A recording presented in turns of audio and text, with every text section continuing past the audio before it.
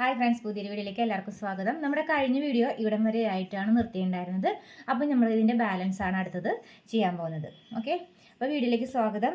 അപ്പോൾ നമ്മൾ സ്ലീവാണ് നമ്മൾ ഇന്നത്തെ വീഡിയോയിൽ പറയാൻ പോകുന്നത് കേട്ടോ. ഓക്കെ, അതിനായിട്ട് സ്ലീവിൻ്റെ അളവ് എടുക്കേണ്ടുന്ന വിധം എങ്ങനെയാണെന്ന് വെച്ചിട്ടുണ്ടെങ്കിൽ, ഇതിൻ്റെ കട്ടിങ്ങും സ്റ്റിച്ചിങ്ങും ഒക്കെ നമ്മൾ ചാനലിൽ അപ്ലോഡ് ചെയ്തിട്ടുണ്ട്, ഈ സെയിം ബ്ലൗസിൻ്റെ കേട്ടോ.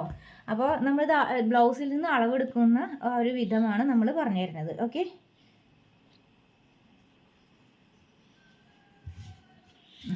ഇതിങ്ങനെ വെച്ചു, ബ്ലൗസിൻ്റെ ഈ സൈഡ് ഭാഗം ഈക്വലാക്കി വെച്ചു. അതിനുശേഷം നമ്മൾ ഈ ഒരു ഭാഗത്ത് നിന്ന് ഈ ഒരു ഷോൾഡറിൻ്റെ ഈ ഒരു പോയിന്റിൽ നിന്ന് ഇവിടെ നിന്ന് വെച്ചിട്ട് ഇവിടം വരെ എടുത്തു. അപ്പോൾ നമുക്ക് കിട്ടിയത് 5 ആണ് അളവ് കിട്ടിയത്. 5ൻ്റെ കൂടെ നമ്മൾ 1.5 ഇഞ്ചാണ് സീം അലവൻസ് ആയിട്ട് ആഡ് ചെയ്യേണ്ടത്. ഓക്കെ, അതിനുശേഷം നമ്മുടെ സ്ലീവിൻ്റെ തുമ്പ് വേണമെന്ന് പറഞ്ഞിട്ട് ഇത് ഇങ്ങനെ വെച്ച ശേഷം നമ്മൾ ഇവിടെ നിന്ന് അളവെടുക്കും. അപ്പോൾ നമുക്ക് 6.25 ഒരു പോയിൻ്റാണ് നമുക്ക് കിട്ടിയത്.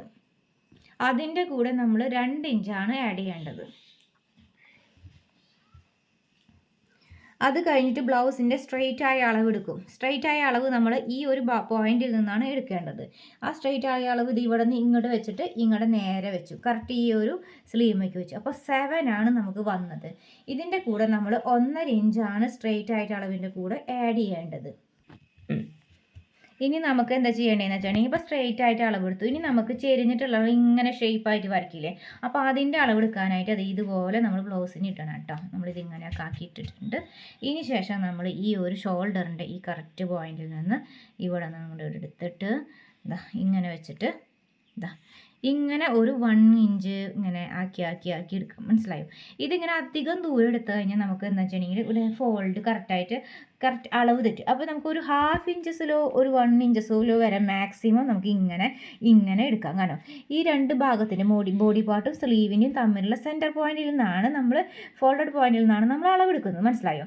അപ്പോൾ അത് നമുക്ക് കറക്റ്റായിട്ട് കിട്ടണമെങ്കിൽ ഒരു 1/2 ഇഞ്ചസ് വെച്ച് നമുക്ക് ചെയ്താൽ മതി. പ്ലസ് നമ്മളിതിന് ഇവിടെ അറ്റം വരെ എത്തിയപ്പോൾ നമുക്ക് കിട്ടിയ അളവ് ഇതാണ്. അതിൻ്റെ കൂടെ 1.5 ഇഞ്ച് ആഡ് ചെയ്യണം. ഇങ്ങനെയാണ് നമ്മൾ സ്ലീവിൻ്റെ അളവ് എടുക്കേണ്ടത്. പിന്നെ അതിൻ്റെ കൂടെ തന്നെ നമുക്കൊരു കാര്യം കൂടി ചെയ്യാനുണ്ട്.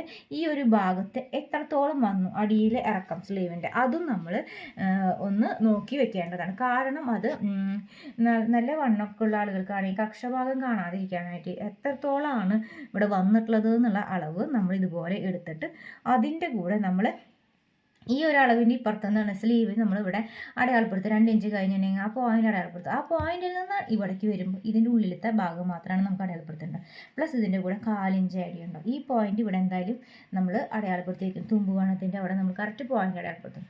അപ്പോൾ ഈ ഭാഗത്തെ അളവ് നമുക്ക് എടുക്കേണ്ടി വരുന്നില്ല.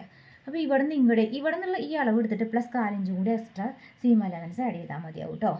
അപ്പോൾ നമ്മൾ വീഡിയോ ഇഷ്ടമായാൽ നമ്മുടെ ചാനൽ സബ്സ്ക്രൈബ് ചെയ്യുക, ലൈക്ക് ചെയ്യുക, ഷെയർ ചെയ്യുക. എന്തായാലും എല്ലാവർക്കും യൂസ്ഫുൾ ആയെന്ന് വിശ്വസിക്കുന്നു. Thanks for watching. Bye, see U.